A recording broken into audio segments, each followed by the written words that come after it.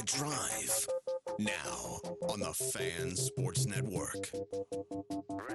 Ready, set, let's roll. Ready, set, let's roll. Ready, set, let's ride. Yeah, we're riding right along in the 7 o'clock hour, 7:36. Good morning, and as promised, now joining us on the Finley Hyundai hotline, legendary coach Blaine Monkers. Good morning, Coach. How are you on a game day, bud? Doing good today. Thanks for having me on. Yeah. How long have you been up? How much sleep on the night before a game day? How much sleep did you get last night, Coach?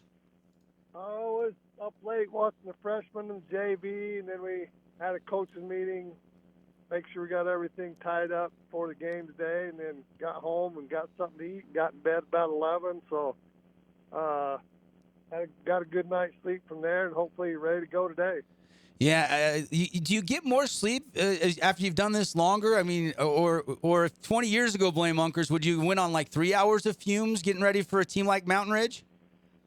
Yeah, I probably wouldn't have had a good night's sleep. I get a pretty good night's sleep now. I look forward to the game and everything, but it's easy for me to get a good night's sleep. Before that, when you're early in your career, it's tough to get a good night's sleep.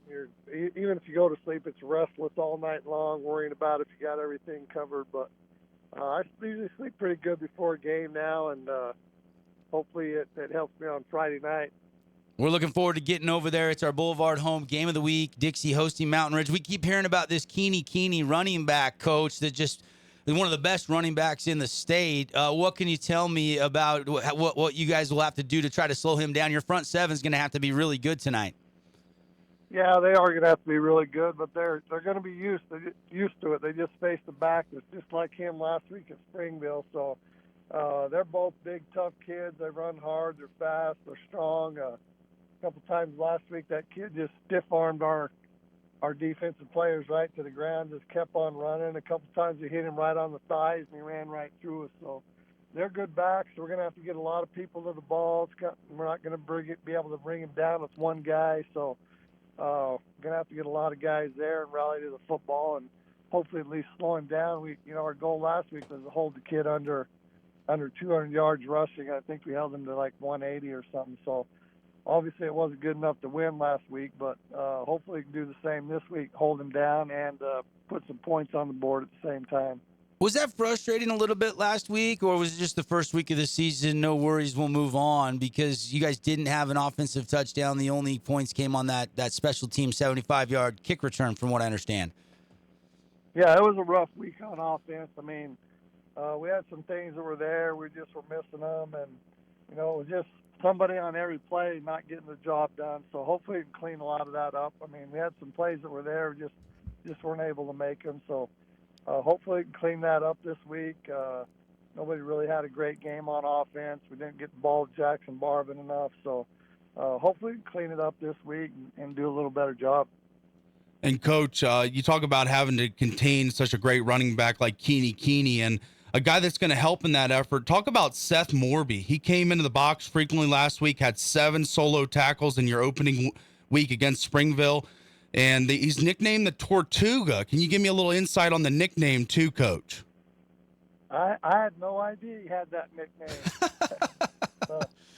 That must be something on social media, but I guess it's good that Seth's making that tackle, but it's bad for the team when the running back's getting there so far through that you got to have your free safety making tackles. But Seth's a good player, and go along with that, I think we had 7 guys on offense and about 4 more on defense that hadn't ever played a varsity game before. So they got the eyes open last week to how fast the game is from JV to varsity. So I think that'll make us a lot better this week too.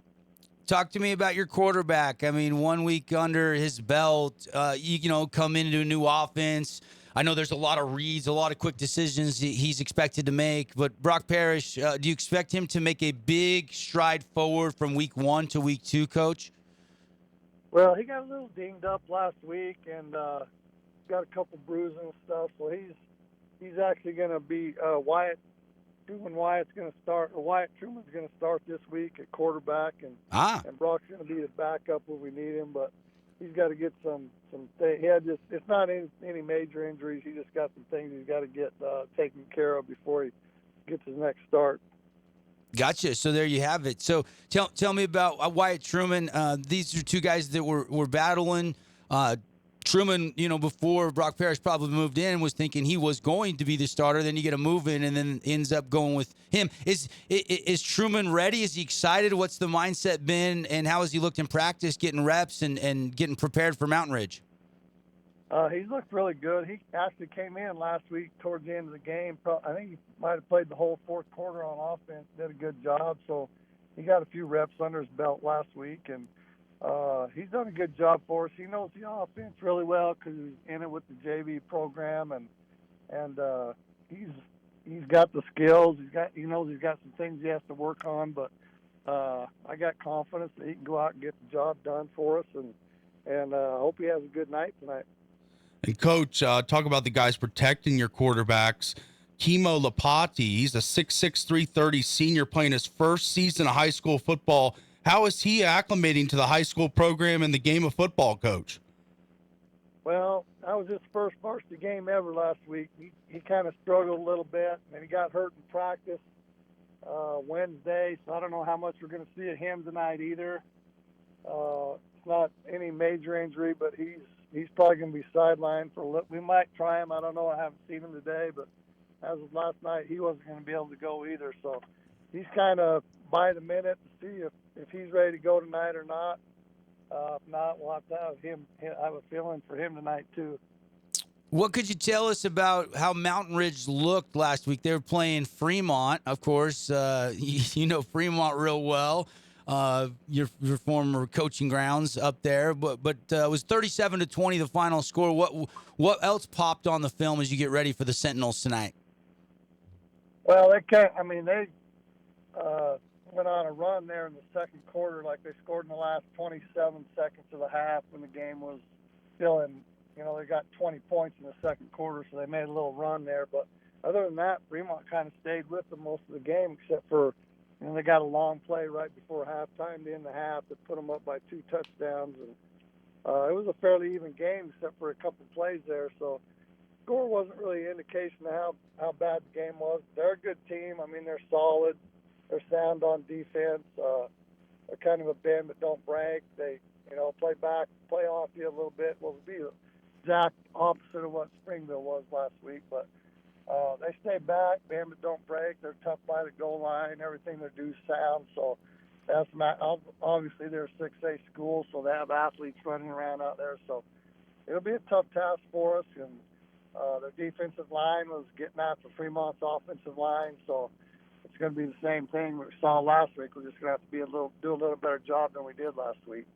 Mountain Ridge receiver Kai Meza, he had 3 receiving touchdowns. Do you bracket him? Do you box him? Do you have one guy, go across the field and guard him one-on-one all night? What's the plan to stop their star wide receiver? Well, they're going to mix it up so he doesn't get the same look every time, and hopefully the quarterback can't figure out when we're playing him man, when we're doubling him, when we're playing zone. So hopefully we'll give him a few different looks. And, they were worried about they had another quarterback, I guess the kids were telling me. He decided not to play, so we're kind of surprised that they threw as much as they did last week. But they can throw it, they can run it. Springville's more one-dimensional where they just ran it. So it's going to be a little tougher task for us on defense where this team can throw the ball too. And Coach, we talked a little bit about the running back, Keeney earlier. Your defensive line's going to have to be stout tonight. Andrew Warden, he had a great first week playing that 1-3 tech role, blowing up holes, occupying 2 blocks. And he's another guy that I love to hear about. Waited his turn and gets his chance as a senior. You expecting big things from him tonight, Coach? Yeah, he's a big part of our defense now. I mean, he got, limited snaps last year on varsity, but he's in the starting role this year. He's a big, strong kid, loves to play football.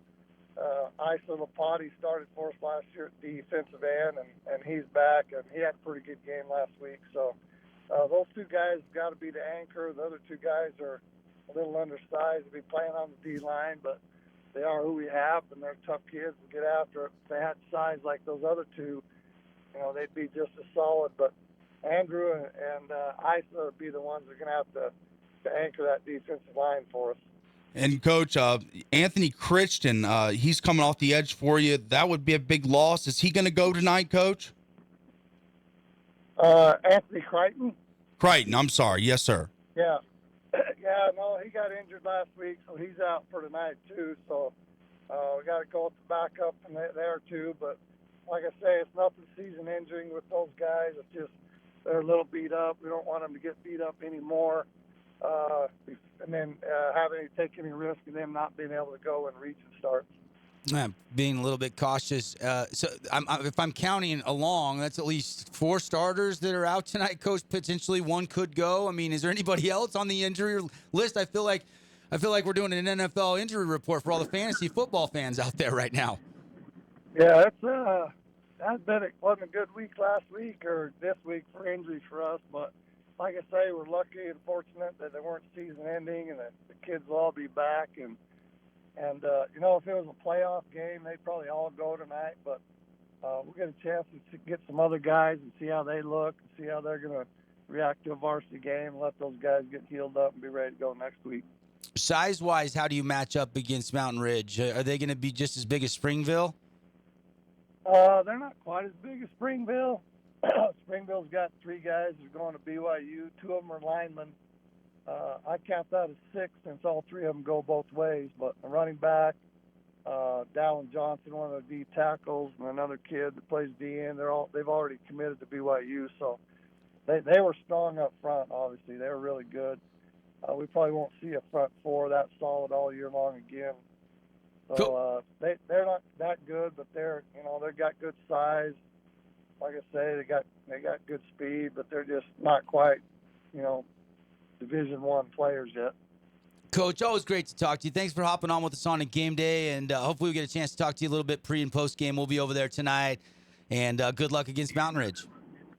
All right, thanks for having me on. Have a good day. All right, Blaine Monkers, everybody. Dixie Flyer Head Coach dropping by the show today. You hate to hear they've got so many injuries stack up. The only silver lining there, as Coach said, if it's the playoffs, they'd probably all tough it out and go, but want to get them healthy for region play. Yeah, you got your left tackle, one of your key edge rushers, your quarterback. We heard some key injuries there in that little snippet interview. So again, it's our Boulevard Home Game of the Week. You can listen to it right here on the Fan Sports Network tonight, 99.5 or 95.3 in St. George, 93.1 up in Cedar City, or you can watch this game on the fansportsnetwork.com. We are excited for this one tonight. Mountain Ridge comes on the road to Dixie as 17.5-point favorites, according to Nolan Perry's Power Guide. We're going to take a break. We'll be back. Lots more football talk on a Football Friday on The Drive. Stay with us, everybody.